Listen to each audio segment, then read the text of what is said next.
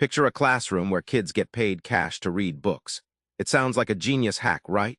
Increase literacy by just slipping dollars into their hands. But here's the catch.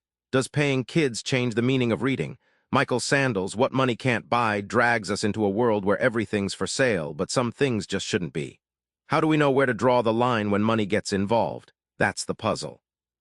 Here's the first snag. Money doesn't just buy stuff, it changes how we see things.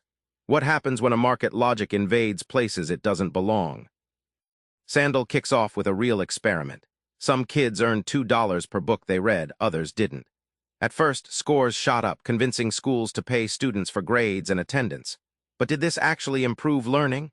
The truth was unsettling. Kids lost the joy of reading, literally turning it into a job. The market had changed what reading means from a delight to a chore. Think of social norms as gardens and markets as invasive weeds. When money's everywhere, it spreads rapidly, pushing out traditions rooted in respect, altruism, or civic duty. Instead of donate because you care, it becomes donate if you get paid.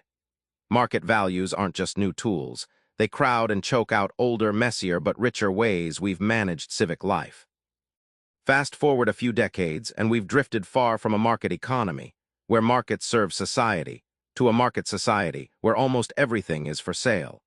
From organ donation to admission tickets for elite universities, money increasingly dictates who gets what. Sandel's jarring insight. Markets shape not only resources but our relationships, identities, even democracy itself.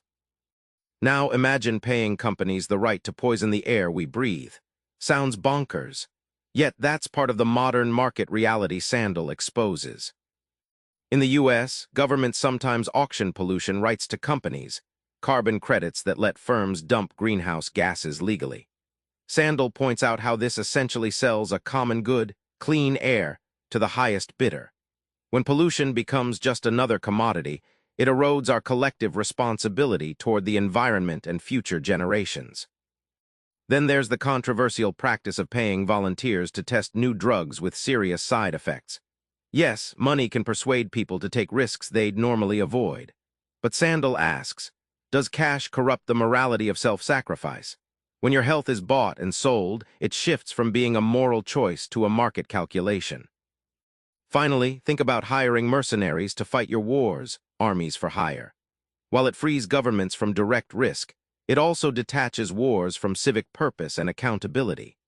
Sandel argues this commodification of violence undermines democratic values and erases the idea of shared sacrifice. Sandel doesn't just diagnose the problem, he offers a roadmap. What if some things must stay off the market to preserve morality and democracy? Sandel challenges us to spot when markets overreach, like auctioning off elite university admissions or selling citizenship. These aren't just economic transactions, they shape who belongs and who doesn't.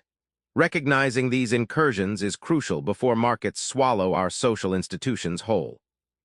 He advocates reinvigorating non-market values like solidarity, care, and civic duty. Imagine families, schools, and communities acting out of respect, not price tags.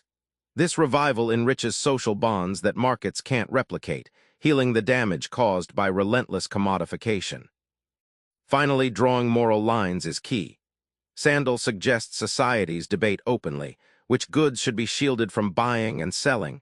This isn't about rejecting markets but restraining them.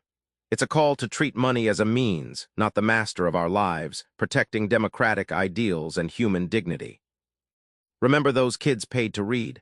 Their story loops us back to the heart of Sandel's argument. Money changes the meaning of the things we treasure.